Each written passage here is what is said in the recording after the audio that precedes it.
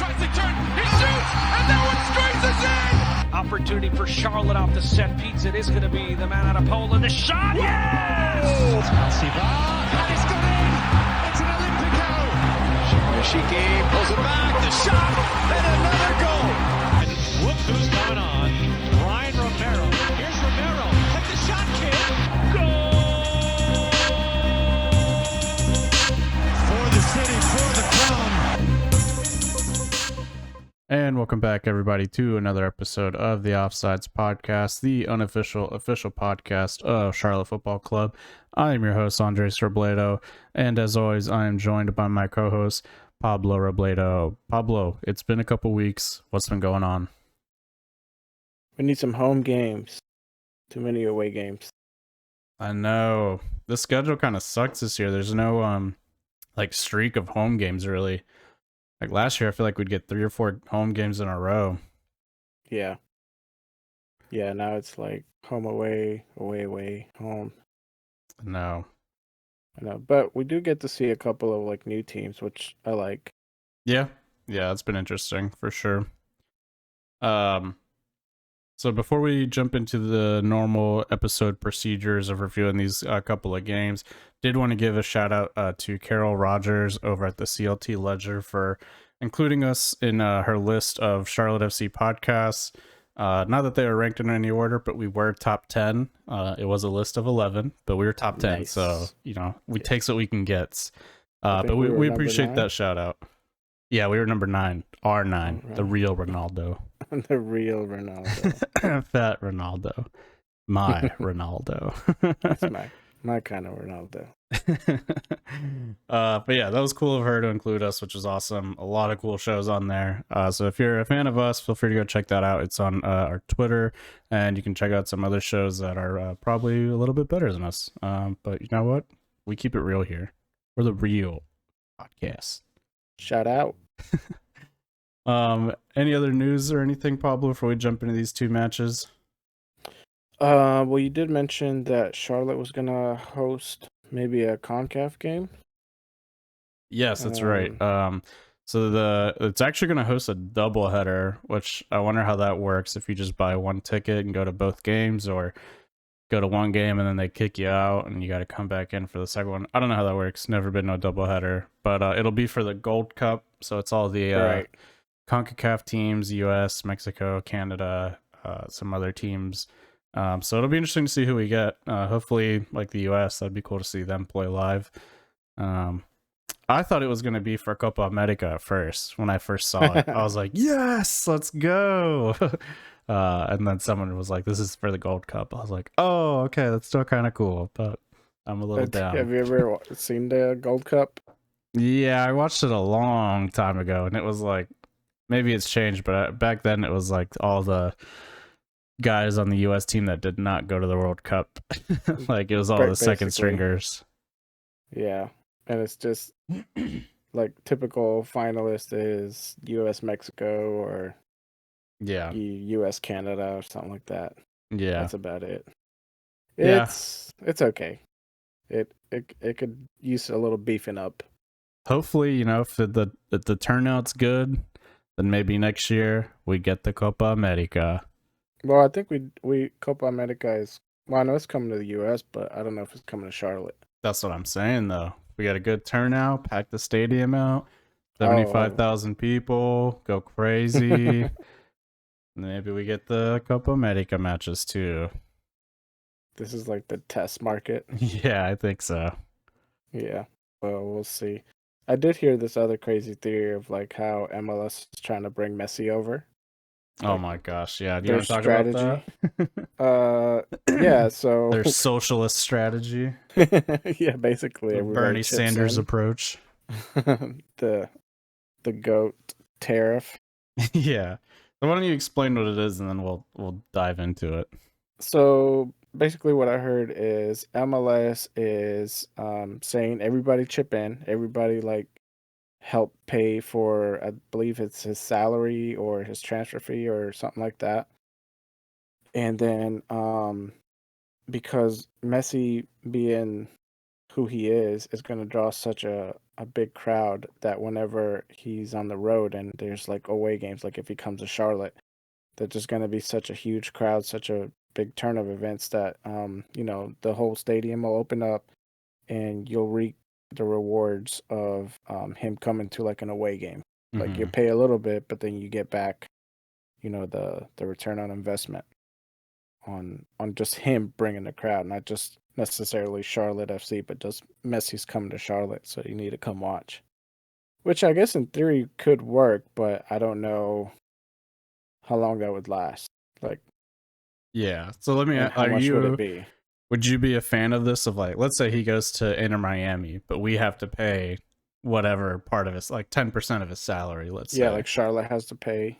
Yeah. Are you cool with that? Like, you'd be like, okay, that's kind of worth it to see Messi once a year?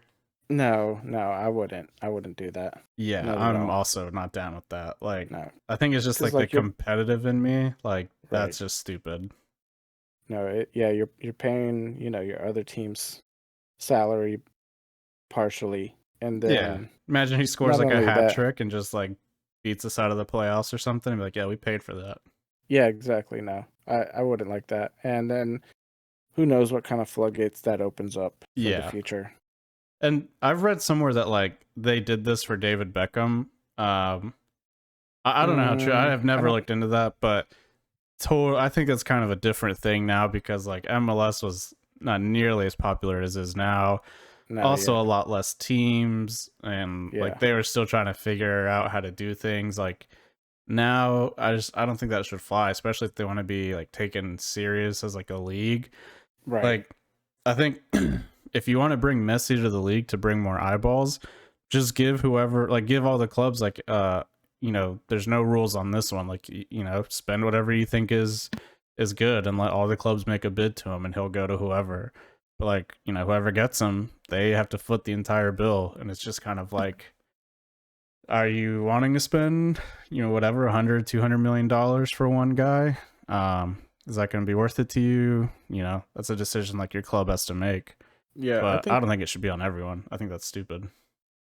No, yeah, I agree. And also I think that MLS just kind of needs to, I don't know if they're just being too ambitious or what, but I think they just need to like just realize that they're never going to be like a Premier League or Champions, even the Champions League. Like they're never going to be that. They're never going to be a Series A or La Liga. Like MLS is just going to be MLS, and we're going to get some good young talented player. Yes, but even for now, the top U.S. talent is playing overseas, and I don't think that's gonna happen for MLS. I don't think it's gonna be like where this is the talent comes to like develop their skills. We're just gonna get the retirees and the Yeah. up and comers from Yeah. other nation. Which I think, they- if you market It's it not right, bad. Yeah. Yeah, it's not bad. I think it can be interesting that way if you market it right? Like if you obviously like you put the like legends up front that are, past their prime, but it's like, look, you get to see these guys who you didn't get a chance to see before, or maybe you've been watching on TV for the last, 10-15 years. Like you kind of get to see the tail end of their careers, which is cool.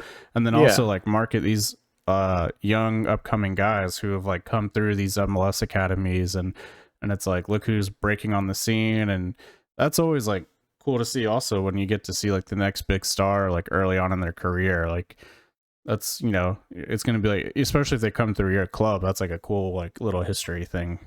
Yeah, true. So it's like they got to I think find MLS their image. Yeah. I was gonna say, I think MLS will just. I think in the future it's just always gonna be like a retiree club and like a farming league, Yeah. basically. They just you get good young talent, and then the old talent comes to collect their paycheck. Yeah, I mean, especially with the like league rules and how strict like salaries and all that stuff Right. is. Like, if you want to compete with like Premier League, like you're gonna have to open up the checkbook, and it's gonna have to be like some fat checks. And you see that now even with like the Saudi league and the Chinese league, like Right. they're stealing dudes are over paying- some guys because they're paying like tons of money. I mean, look at Get that Ronaldo. oil money. Yeah, I mean, even I don't think it's the same club as Ronaldo, but another Saudi club, and it might be the same club. I don't know. They offered Messi like a $400 million contract to come play. So it's like, yeah, you're never going to be able to compete with that if these tight rules are still around. No, not at all. But even that, like, I don't know how sustainable that is either. True. So, but yeah, I'm not down with the whole let's all pay for Messi to come beat us. Like, dude, that's so stupid. No, yeah, I wouldn't. I mean, that's money you could be putting towards, I don't know, a player somewhere else. Put it towards some grass fields. Yeah. Tired of this rubber. Rubber. Anyway, so we did miss last week. I was down with the vid pretty badly. Oh yeah, you had Corona. Who still gets that?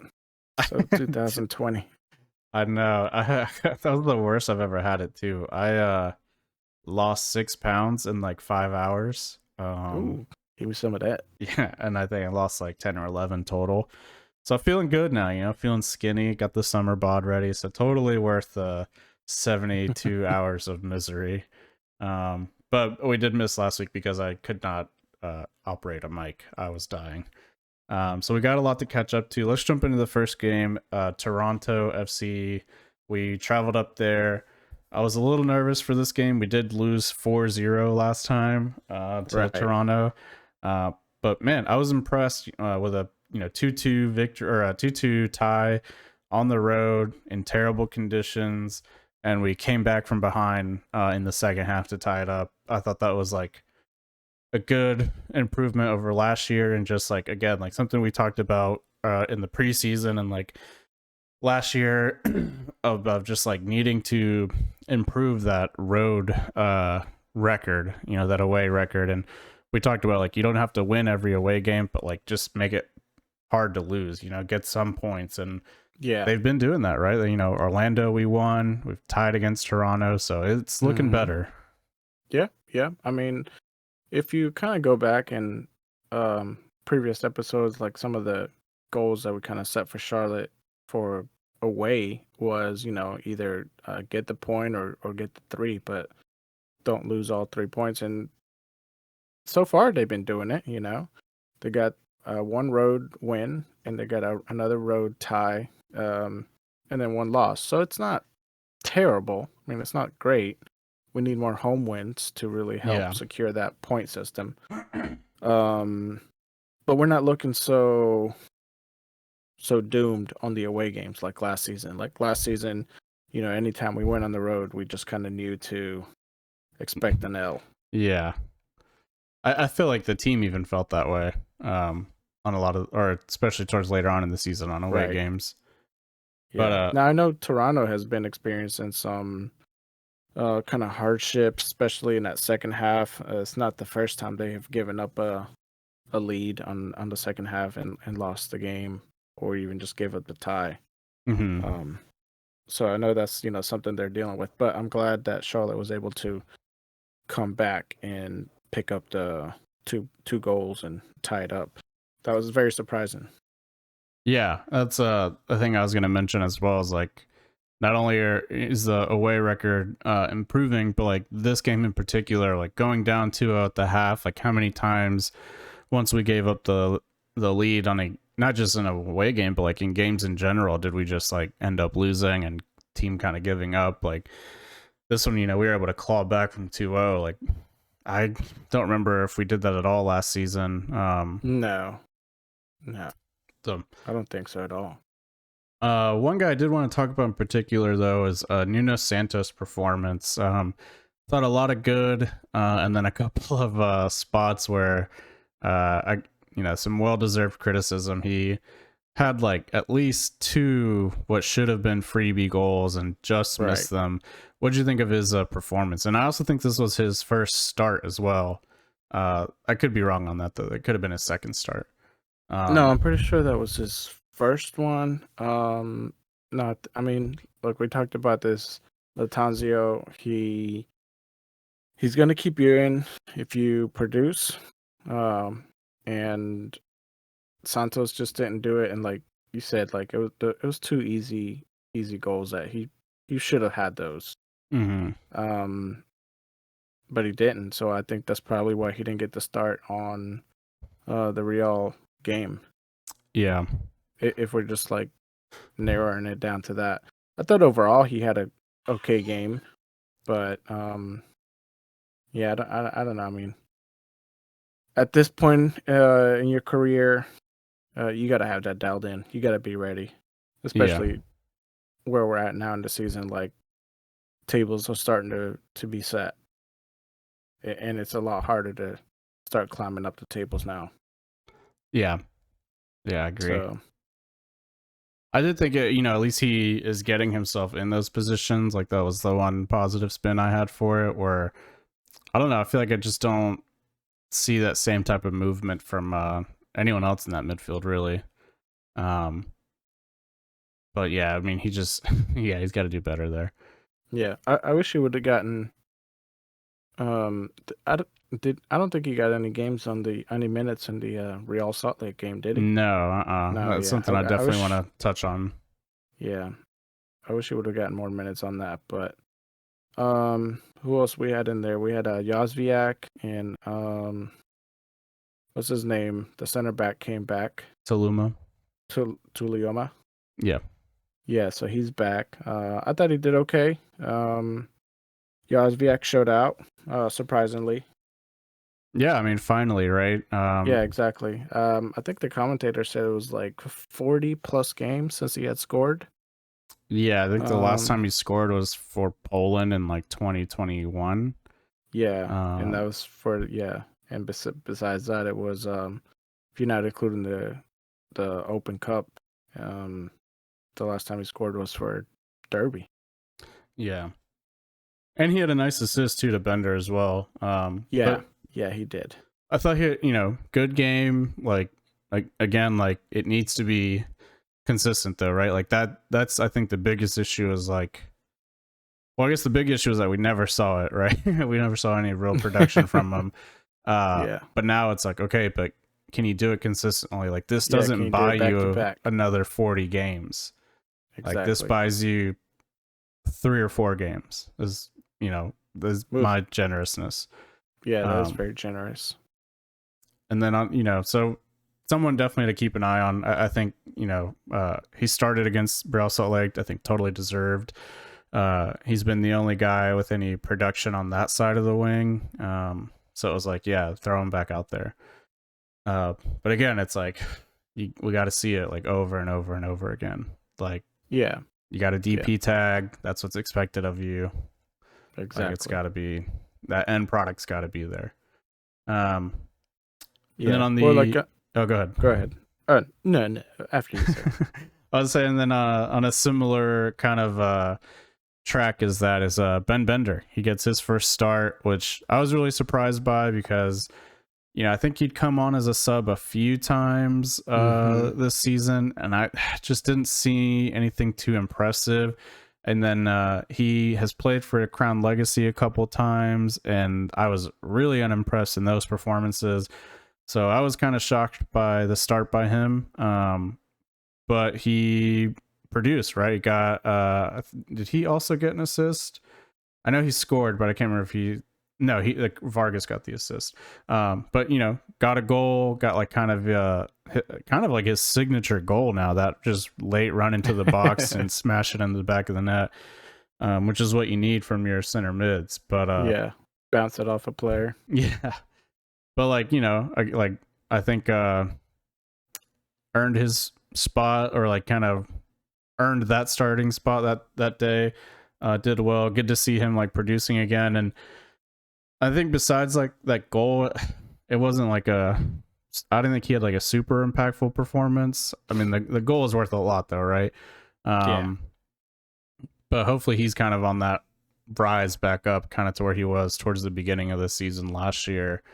But again, it's just got to be consistent. I still think he has some issues that were there last year of just kind of getting muscled off the ball a little bit and maybe just holding on to a little bit too much. Just needs to clean it up a little bit. But I think he could use that to his advantage. I think he could use that to his advantage and draw more fouls. Yeah, that's true. Just got to get him to dive a little more. Yeah. Yeah. Get, get old Swiderski to show him how. Yeah. Yeah, for sure. Yeah, but I'm glad you brought Bender up because I was just gonna bring him up. So Santos didn't get the start on Real, but we saw Yazviak and Bender get the start again, and how could you not after the performance they had against Toronto? Yeah. So it's just kind of like a proven theory that Lattanzio is, he's all about results. He doesn't care what the name says on the back of the jersey. It's just, can you produce? Yeah. Yeah, I mean, you see that with Vargas as well, right? He got another assist. Yeah, exactly. Like, as long as you're producing, yeah, you're gonna keep playing. The one side of that, though, I mean, I guess let's wrap up the Toronto game, and then I think there's definitely gonna be more to talk about in this Salt Lake game. Any final takeaways on the tie against Toronto?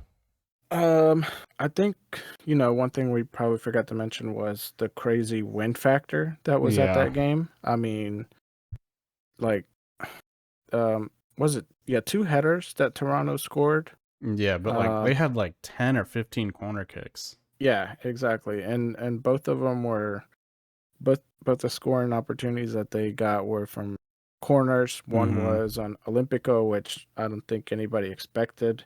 Yeah. And then it was like, well, we got the wind on our back, so let's keep trying it. And I mean, it just about worked. Almost I was every disappointed. time. Yeah.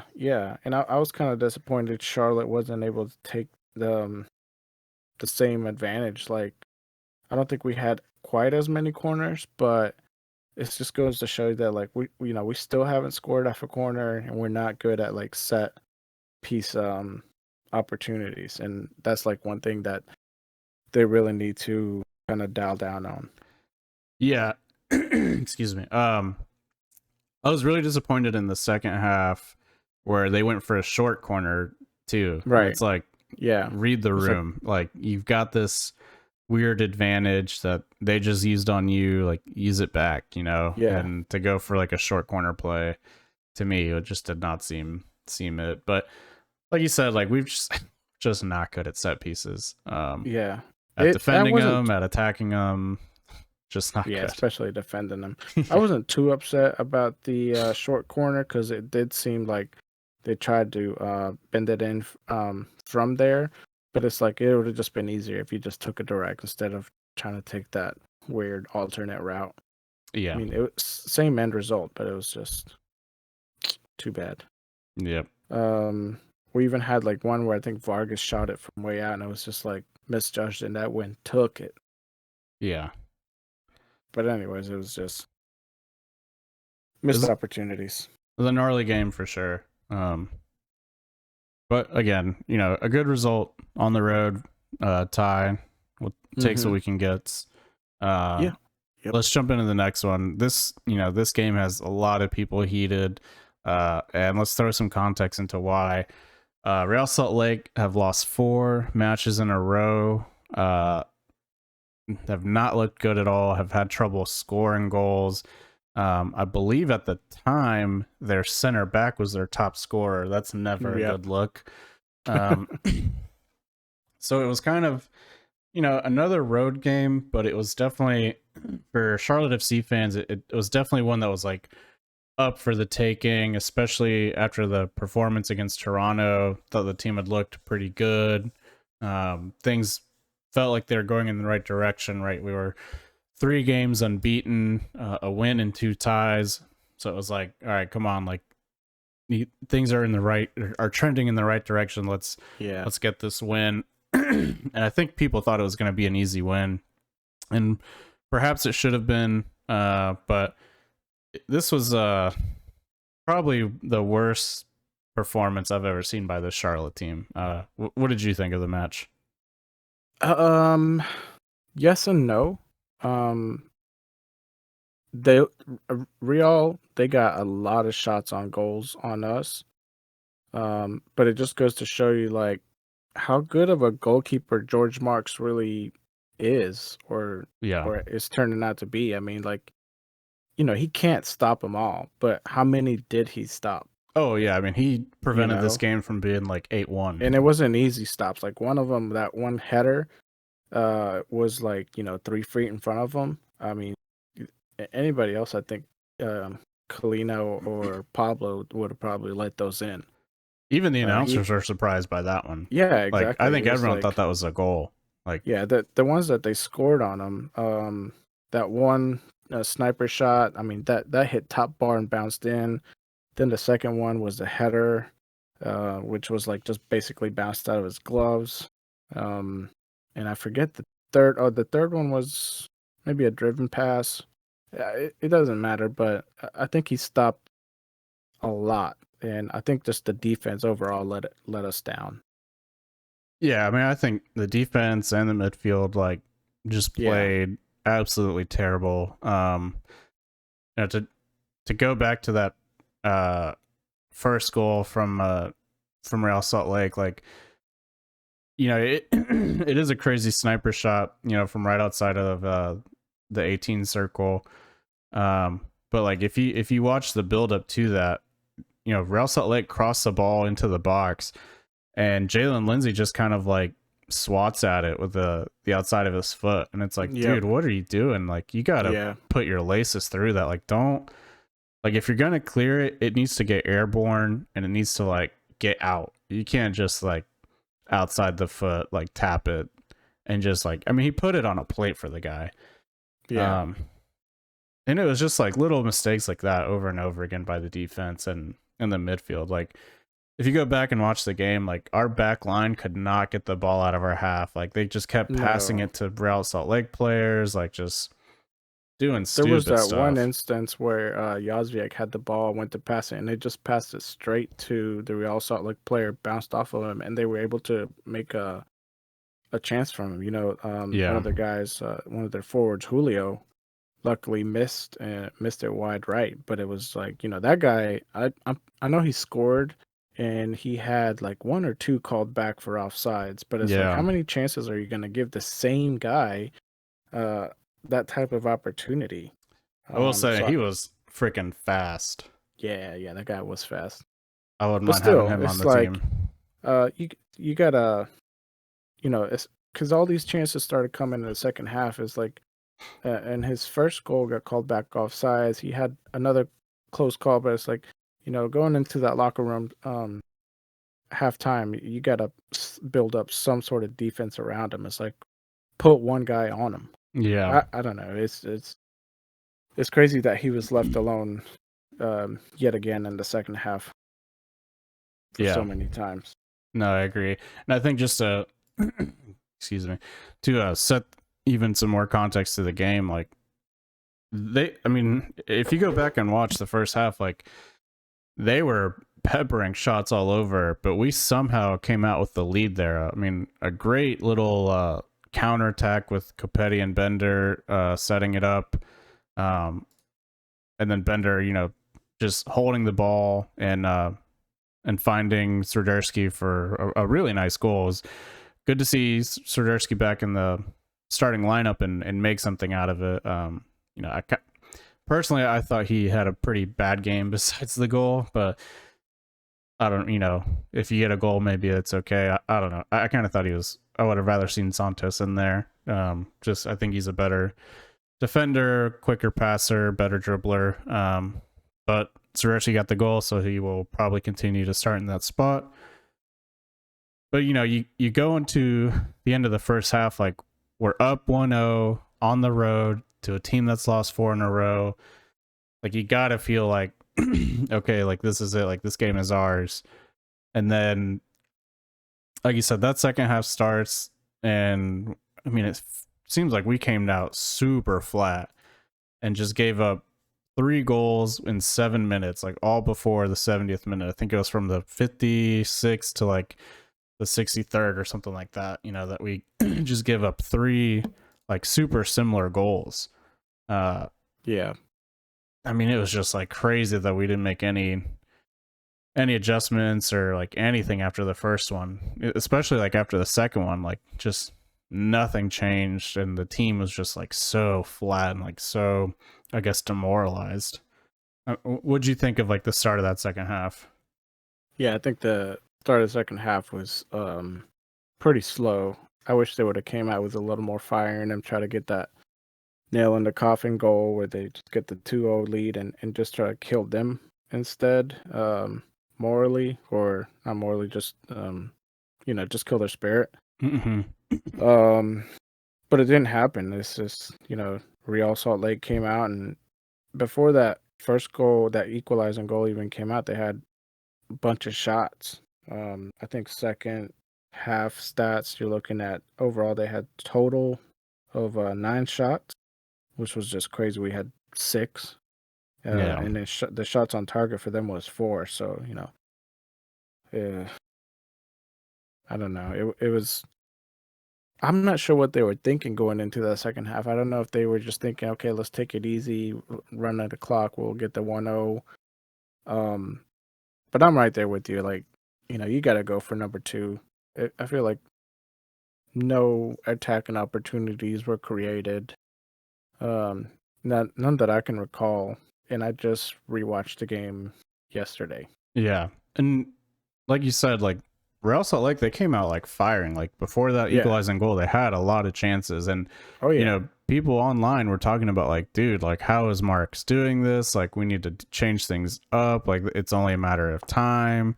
Mhm. And it honestly felt like the back line and the team just felt like, okay, well, they're getting chances, but they're not going in, so it's not a big deal. And it's like you can't give a professional No, team yeah. multiple chances. Like they're eventually gonna put it in. And It's only a matter of time. yeah. And it was just It's like a numbers nothing game. tightened up. Yeah, exactly. And you just kept giving them like these opportunities. And the frustrating part is like we just kept giving them the ball in our own half. Like we could not connect 2 passes together. We couldn't get out of our own half. Like couldn't defend. It's just like, dude, what are we doing? Yeah. So another thing people were pretty pissed about, and I wanted to talk to you about, were the substitutions that were made. I need to pull them up now. But give me a second, unless you have them. I think it was Cambridge came in for Lindsay at the 77th. Right. I wanted to But talk about the- the first 2. Okay, so which- the first, well, so- there's 3, I believe. Bender came out, Soderski came out, and Vargas came out, which was Yes. just ridiculous. Jones, I felt like we definitely needed Jones. Shinishinsky, I'm like 50-50 on him. He came in for Vargas. He hasn't really shown much. And then Hagart came out for Soderski. I don't know what that was all about. I mean, maybe Latanzio thought it was over, so just get him minutes. But I don't know. Yeah, so like I just felt like super questionable subs. Like I thought Jones coming in, like he has been so solid in that position all season long. I don't understand like how you're benching him. And I thought Bronico had like a horrid game in that position. And Yeah, I was just gonna mention he seemed just non-existent out there. And we've talked about before, like when Bronico plays that defensive mid, like I feel like he disappears more than when he plays further up the field, right? As kind of like a more attacking mid. So to see him get the start there after missing a game, and to take Jones off too has been so solid and helping that back line. Like Yeah. that to me seems kind of like a tactical blunder. Kind of feels like you're just playing Bronico because you feel like you owe him. And maybe Latanzio does, right? Because he has been pretty solid all season. And this was kind of his first real stinky game. Yeah, maybe. I don't know, but I think Jones has done maybe just a little more. I don't know if it's just because I favor Jones more. I don't like this season. I don't really have anything against Bronico that much. Yeah, we've moved our hate on to Yazwiak for sure. Yeah, but I think this game he was unimpressive at the most. And I don't think he had a terrible game, but it was just like you didn't really do anything to help out the attack, and didn't do anything at all on defense. Yeah. I just feel like he was just running back and forth in the middle of the field. No, and you can tell it was a bad game because even all the fans online were saying to bench Bronico, and that is something you just like never see. Wow. So I was like, okay, well, I'm not taking crazy pills here. But then to take Swiderski and Bender off, and Vargas off, who's like gotten you an assist Right. or a goal the last 3-4 games, and then Yeah. the guys who just got you an assist and a goal, I just felt like you took your 3 weapons off. You put on a defensive guy, an unproven guy, and a guy who's kind of been struggling to find his spot on the team. Yeah. And you know, Shinashitsky for me, and I know we're butchering his name, people, but it's gonna happen. Every time he has come on, it feels like he really wants to prove his worth and really wants to like get a goal or like pad some stats, and it just always feels like he plays really selfishly, like detrimental. And I don't want to like sound like we're talking from two different sides, because we've asked some players to play more selfishly, like Bronico, where we've seen him get into the top of the box and then just like pass it out wide. And Pass it's it like, off, yeah, yeah. and it's like, Or, dude, like, no, shoot just it. shoot it. But Shinashinsky is like a guy who it's like, all right, well, you need to find the right pass, but instead you're trying to dribble to the byline and then cut it inside and then like beat the keeper at the near post, and you're just like losing the But ball. I don't think or- you can help that. That's the Brazilian in him. It's in Yeah. his blood. I guess so, but he's like the worst Brazilian player I've ever seen. Like, he is not a good dribbler. Like, I think Shinashinsky is at his best when he is playing like Kopetti's spot, where it's like, just throw the ball in the box and I'm gonna And he'll get get there. Yeah, like I'm up Yeah. here somewhere, dog. Like, just give it to me. Give me the rock. You know what I'm saying? I just Let me don't fly, think- coach. Yeah, Let I me just don't- spin on him. I don't think he's good like anywhere else. Like, he's not a good center mid because he like doesn't pass the ball ever and just loses it. I don't think he's that good of a winger because he just tries to like cut inside. And Yeah. and he's like another guy who it's just like, all right, well, where does he fit? Like him, Kopetti, and Swiderski are like all kind of the same guy. Yeah. And it's like, oh, there's only one like striker, so I don't know what Yeah. we're gonna do. Going back Yeah. to like last season, I think the best we saw out of Shinashinsky was when Swiderski was out either on injury or on international duty. But I know he was out for Yeah, he's out couple for a couple weeks. weeks, and that's when and then we get Shinashinsky grabbed all Shinashinsky those on the goals. trade. Yeah, exactly. And he's playing at the top. Mhm. And then, then Swiderski comes back, and I'm thinking, like, okay, like, Swiderski has scored quite a couple goals already. So is Shinashinsky. Like, these two are about to be goal-scoring machines, and it's like they just zero each other out because Yeah, they're, competing for the goal. And it's like, well, if I'm not going to get one, you're not going to get one. and I kind of went like, ever since we brought Kopetti in, I feel like I feel like Swiderski kind of does play that way of like, yeah, I could play you a through ball and like get you in on goal, Kopetti, and you'd probably score, or I could just hold it and lose it.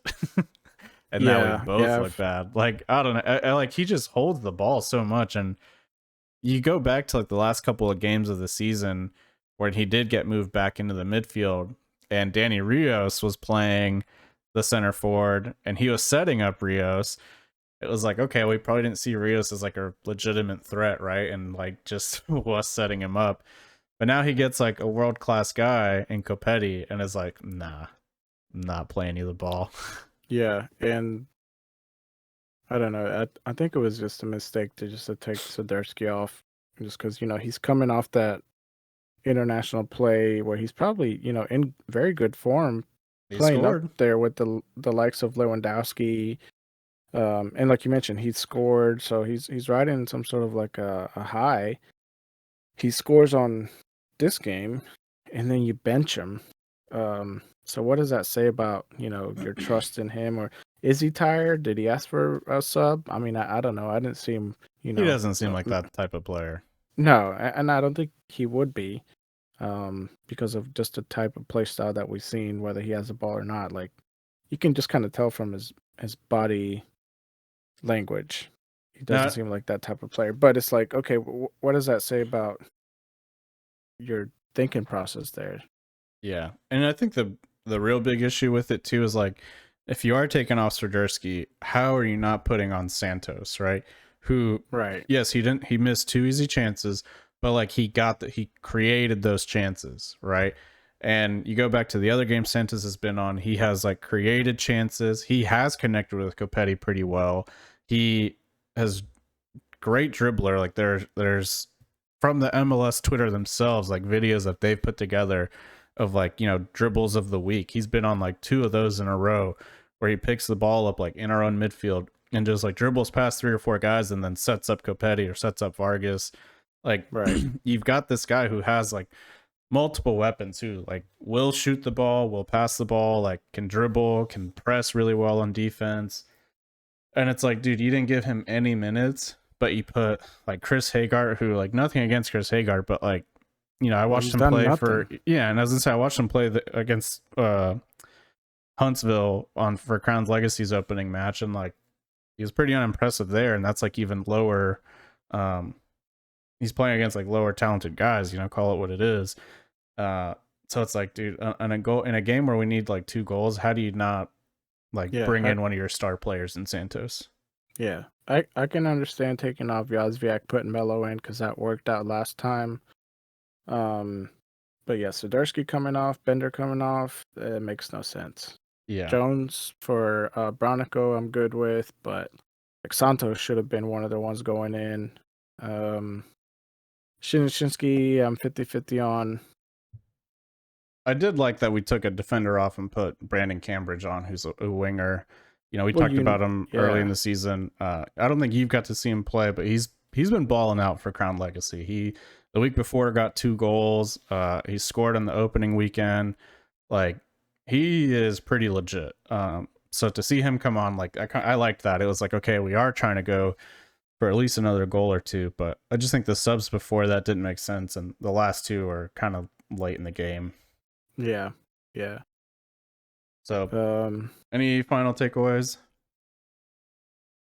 No, I mean, like, if who would you have subbed?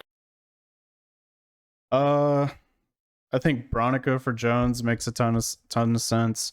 I think Santos for Swiderski makes sense because, yeah, he scored, but I really thought he didn't look good out there besides that. Like, if you go back and watch the game, I think around the 20th minute, like, he holds the ball up at the top of our midfield and loses it, and it leads to a chance where they almost scored off of it if it wasn't for Marks. So, like, before he scored, like, he almost led to like what could have been like a really bad moment, and there was a couple other times where like he's just holding on to it so long and just gets it ripped off. So I didn't think he was having a good game besides the goal. And even the goal, like, I mean, Bender did most of the work, right? So yeah, because he dribbled it down, held up the play, and set up the pass. Yeah. I don't know. I think our defense and our midfield kind of just, especially our midfield, let us down on this game. Just our midfield not creating the attack. Just not holding on to the ball. Yeah, like, not holding on to the ball, and then defense just, I don't know. They let him take so many shots. So many. But I am, I do like what I saw out of Marks. Marks was phenomenal. Yeah. For as many shots as he took. I mean, let 3 in. I mean, that 3's a lot, but it's like a well, lot when more they shoot 20, in. yeah.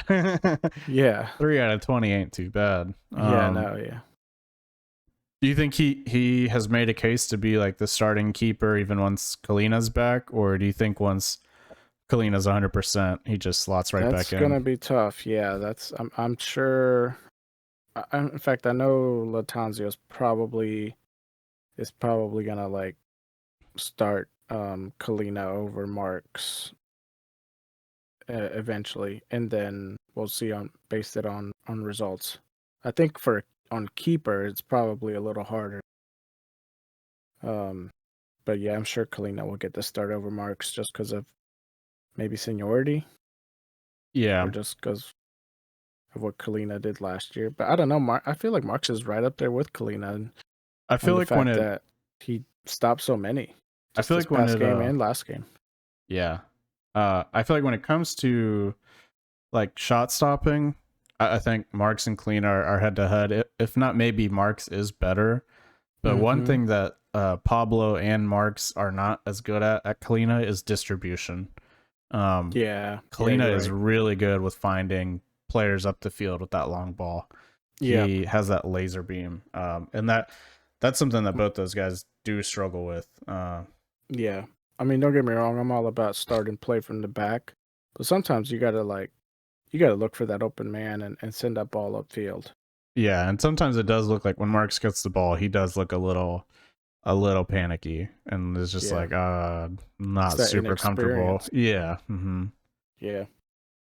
I mean, it's a whole lot on a different level. You know, it's not college ball anymore. Yeah, big leagues, somewhat bigger leagues. Maybe not quite that big leagues, but No, it is. yeah, we'll go with that. All right, so wanted to try out a new segment. Hopefully listeners can give us some feedback. But three kind of takeaways we've had over the last couple weeks, three kind of key questions we think have come out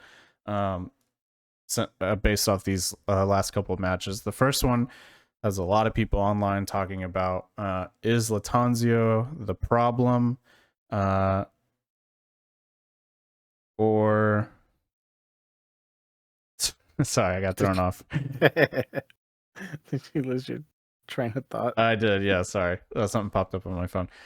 So three quick key questions: is Lattanzio the problem, or is it something else? Why don't you start us off, and then I'll jump in. No, I don't think Lattanzio is totally at fault. I do believe there is some fault with him.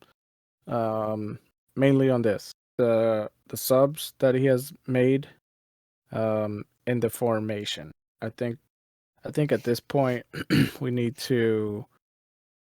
a new formation, a new form of attack. I think, you know, for the players that we do have with Swiderski, Capetti, Santos, Shinsky even being up there. Who else did I might have missed? Bender. Like, I think all these guys that I'm naming off should be in the starting lineup, but not where they're playing at right now. I think the formation needs to change. I don't know how, but I think we need two guys up front, to be honest with you. I think Swiderski and Capetti need to be up front. And then distribute that, maybe a diamond in the middle with 4 in the back, or three in the back with some wing backs. But I think overall the formation needs a rehauling, and then that'll eventually lead to different subs. But I think the formation right now that we have it's not working. It's leaving Capetti alone too many times. He's not getting enough scoring chances. We're just not producing results the way we need to with the talent that we have. Yeah. I think so. To add into that, like I also don't think Lattanzio is the problem. Like, he turned things around last season with, like, you know, a hand tied behind his back. He's got, you know, both hands now, and he's still trying to figure it out. Like, we're only 7 games in. Like, he is still trying to figure out, like, the best 11 to put out there. I do think he's gotten it, like, wrong. I do think he has gotten better about subbing earlier, but I do think sometimes they don't always make the most sense. Like the Real Salt Lake game, I don't think those subs made sense. And even in the Toronto game, and this one is like kind of iffy, but he literally, I think, took off Yazwiak and Bender maybe like right after they scored. And it was, but those subs had already like checked in before Yazwiak scored, so it was kind of like, and he put on more attacking players, right? I think he put Melo on. I think he put like Shinshinsky on. I can't remember, but it was like, okay, he's subbing because he is trying to go for the win or go for the tying goal, and it is unfortunate that he just took off the guy that scored and set up the goal. But I mean, let's face it, I don't think anybody expected Yazwiak to score. Yeah, include Yazwiak himself. Yeah. So, Like, if you go look at the highlight reel, he was very surprised that went in. he's like, "Are you guys sure that counted? Are we sure?" I'm No not VAR. offsides. Okay, all right. It's not the wrong goal. Okay, okay, yeah, cool. Count it. But yeah, so I don't think he's the problem. I think he's just like trying to figure things out, and I think the fan base has like just totally lost the plot of like patience and like how things actually work out in the long term. Like, we're only 7 games in. There's 27 games left to play. Imagine he goes on like a 5 or 6 game like win streak. It's gonna be pretty silly to look back on this Real Salt Lake game, right? But I think we do agree that changes need to be made. Yeah, so that was gonna be my next point. I do agree that like the system he is trying to play, as much as I like it from like a tactical standpoint and like the style of play, it's a system you see teams like Man City use. It's like the big one that uses the style he's trying to go after. I just don't think we have the players to play it. Like, our midfield doesn't have enough technical guys that can like distribute the ball quickly enough and like sharply enough to do what the midfield needs to do. And it's like super one-dimensional to where we like force everything to the outside. Even the announcers on the Real Salt Lake game were talking about how like, you know, Charlotte very rarely attack through the middle or move the ball through the middle. They are much more happy to go out wide. And if you watch the second half, like, Real Salt Lake really adjusted to that, because like Jozwiak was getting double teamed at the halfway line, Vargas was getting double teamed, and even though those guys were constantly double teamed, like Lindsay, Malanda, Taluma just kept trying to like just play out wide, and it just kept hitting Real Salt Lake players. And it's like, dude, they have like 2 to 3 guys out there guarding that space. It's not gonna work. Yeah. But we also don't have like 2 center mids that like are checking in and like asking for the ball to like kind of switch things up. And I think that's just, you know, if you look who you had out there, you had Bender and Bronico, who are kind of like in the position that need to be like getting and distributing the ball, and like they just don't have the technical skills to do it. I think Santos can do it. I think if Swiderski sped up his play, he could do it. Westwood can do it, but he's hurt. But it's it's like, man, you gotta, I get like you're trying to teach this system and you want it to work and everything like that, but like at some point you gotta look at the limitation of your players and switch things up and like move on. And you know, play to your strengths, right? Like, we've got a lot of wide players who are good. You've got Westwood, Jones, and Bronico, who can kind of be like center mid enforcer style of players, so maybe beef up there. And then you've got, you know, like you said, you got Lattanzio and Copetti, and even Shinashiki, who can be like strikers. So I do think like some kind of like change in the formation does need to be made. You know, I don't want to speculate to what it could be, but I just think like for what he wants to do right now, it is definitely like, I just don't think we have the people to do it. No, I agree. Something's got to happen. Yeah. So the second one I had, we've kind of already talked about, but we did get someone on Twitter reach out for us to talk about one. So Jorge Torres, at Jorge T Photo Vid. He does a lot of cool photography at the Charlotte FC games. Check out his Twitter. His photos are super cool. He's always like in the supporter section, getting some sweet photos there. The one thing that he talked about, which I thought is actually a really good question. Is he in the supporters, like with the supporters, or is he like on the field looking up at the supporter? I think he's in there with them. Okay, well then. Yeah, all right, you're cool. I was going to say, send an invite, dude. Yeah. We'll get some press passes. We would get kicked out so quickly. We don't know how to behave. We start to stealing balls and be snatching up shirts that I can't fit into, but I'm taking this home. Like I'm reffing today. But his question was actually really good. I think it's one that the fan base definitely needs to kind of think about. And it, you know, what is the most reasonable initial change that can actually be made? There's definitely the Lattanzio out crowd, and then the Zoran out crowd, who's the I guess general manager. He kind of runs all the front office stuff. He's been a big part of like recruiting players and all that good stuff. And he says, but I doubt that's happening anytime soon. But realistically, what is step one? So I totally agree with Jorge. Like, I don't think we're going to see Latanzio out or Zoran out, right? No, I think I Zoran's mean- boss is David Tepper. Tepper probably doesn't really know what he's looking at, and as Zoran what's going on, and he can probably pass the bullet. Tepper's looking at FIFA players. Yeah. And Latanzio, like, again, I think we're only 7 games in, 27 more to play. Like, he could turn things around in the next 3 to 4 games, and we could go on a streak. Like, that is totally possible in this league. It's not out of the question. But I think a realistic first step is something we just talked about, and I think it's got to be a change in the system. Like, figure out a way to beef up the back line and just play like more attacking football through like more than one approach. The forcing everything outside and crossing it in again just is not going to work, and I don't think we have the players to really like play that style right now. And so Right. to me, that is like the first realistic step, is like just switching things up formation wise and finding your best 11 for that new formation and trying to stick that out for a couple games. Yeah. But what do you think?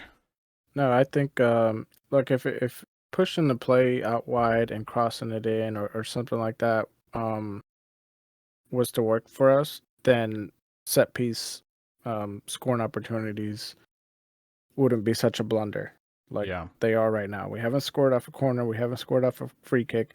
Why would we score off a cross? Yeah. I think, like you said, maybe beef up that back line, use some wing backs, and set up a 2 strikers up front, and just try more plays just down the middle. Get some shots outside the box and have somebody in there to catch the rebound. But we seem to score more when we're just going straight down the middle. Yeah. I don't like. We just need to. I don't want to say abandon, but just pump the brakes a little bit on sending these crosses. We've only scored 1, and I believe that's Capetti.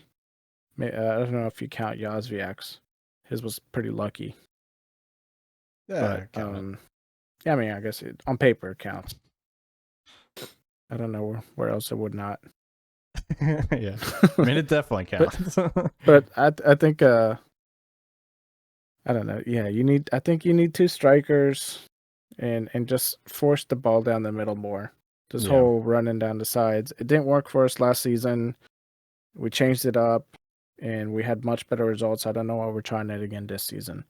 And I don't know if it's maybe just like a real or just these other. It can't be. It's too much of a coincidence. But like where these teams are, forcing us out. I can't see that happening. Where they're that they have that much advantage on tactics that they're forcing all of our plays out. No, I mean, you can tell it's a deliberate thing that we're trying to do, because like as soon as someone gets the ball, they try to play it out wide. Marks gets the ball and he's got that slow start from the back and it just starts going just straight to the sides, and it's like you can probably work it up the sides up to or just right around the halfway mark, but then you need to start working out on the inside and get some speed behind that play. More through balls. Yeah, more through balls. Besides that, I don't know what else. You gotta include. I mean, Bender's producing, but like, I think Santos could be doing better. It's too bad about Westwood. I don't know. We had very good talents. We just need to rearrange the pieces more. Yeah, no, totally agree. And then the last one, and then we'll wrap things up. So the transfer market will be opening up in the summer. I think it is in July that it officially opens up. What should we be targeting in the transfer market? What positions would you like us to see bring in?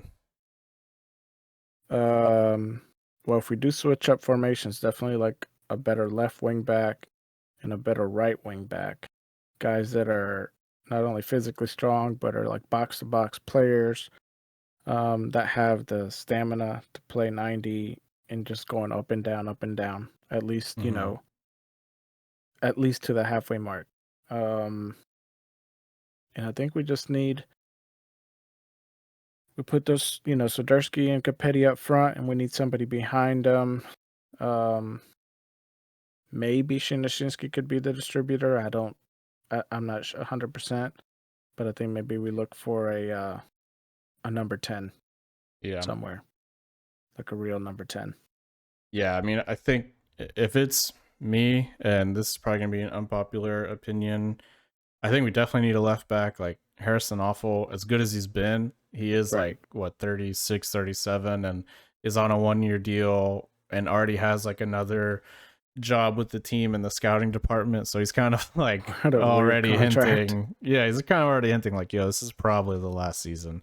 Oh yeah, Uh he's got one foot at the door. yeah, so he cannot be like the long term solution there. I think we No. need to bring in another left back.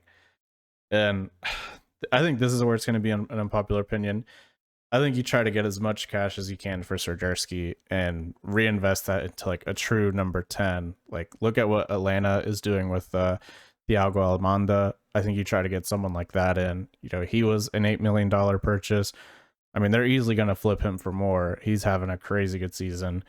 But I think you try to get something like that, like a kid like that in. I'd get rid of Yazviek first before you get rid of Soderski.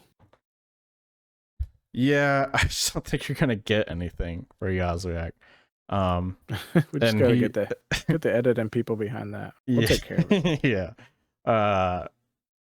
And he if he can keep doing what he's been doing lately, I don't mind keeping him because really have another good right midfielder or like right winger. Like he kind of has No. been the best out of like him and Gaines.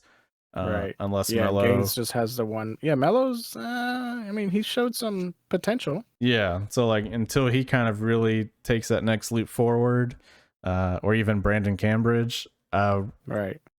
and I'm a Yazwiak hater through and through. I would keep throwing him out there because there's like no one better.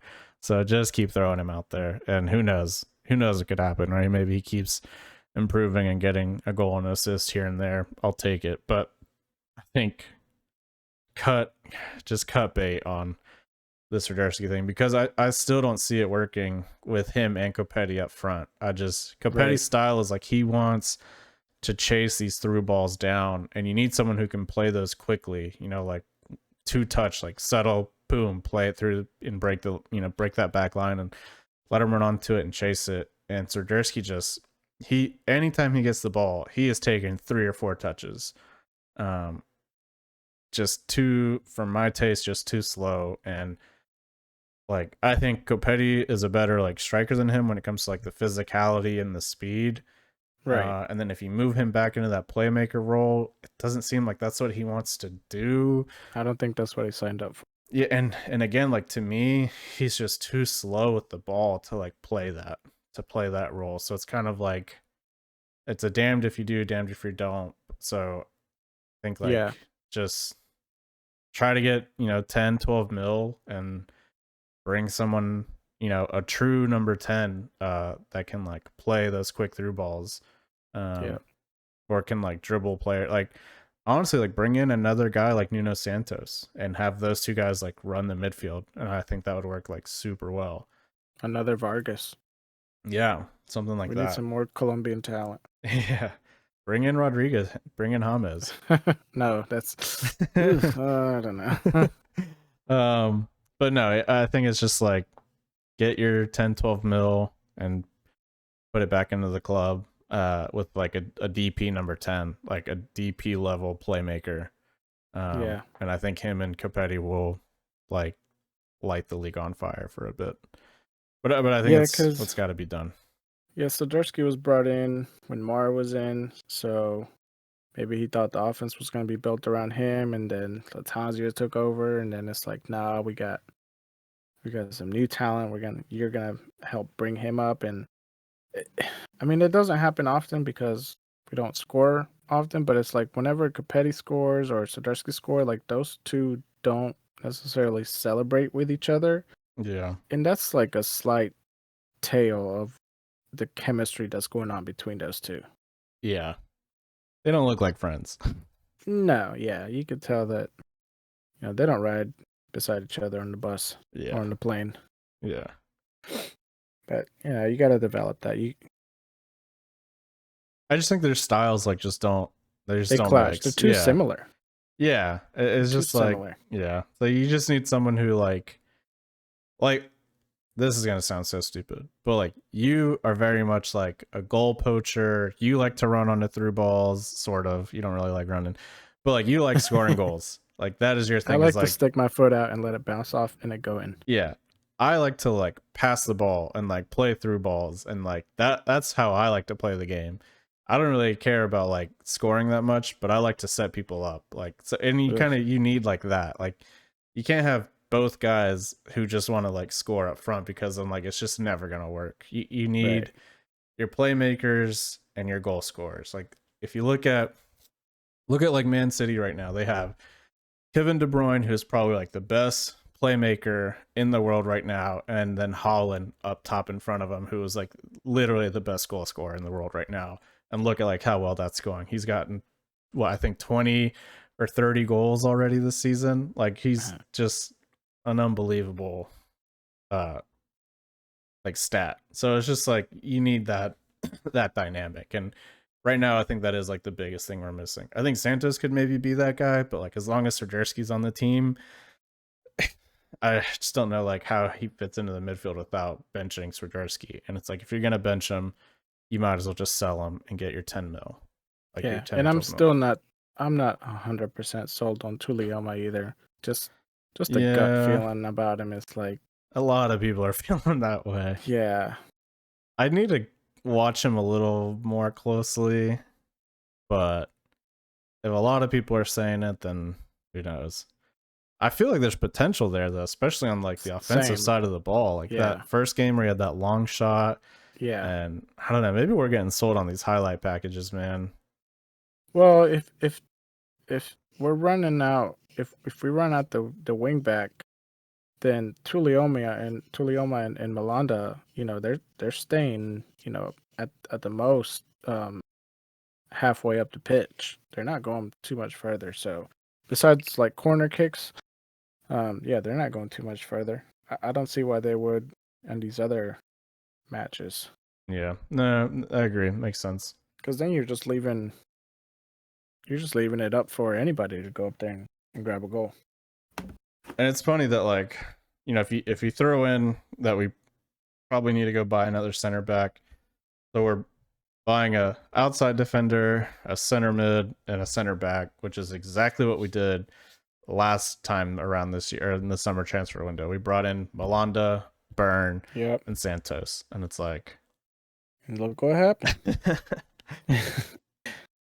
but I mean, I still don't think we're getting everything we could out of Santos. I think it's like, I really do think it's like a technical blunder that Lattanzio is not playing him more, because I feel like every time he comes on, he's at least like creating chances or like putting that pressure on. Like, I just think you get a lot more out of him than anyone else in that midfield we've seen so far.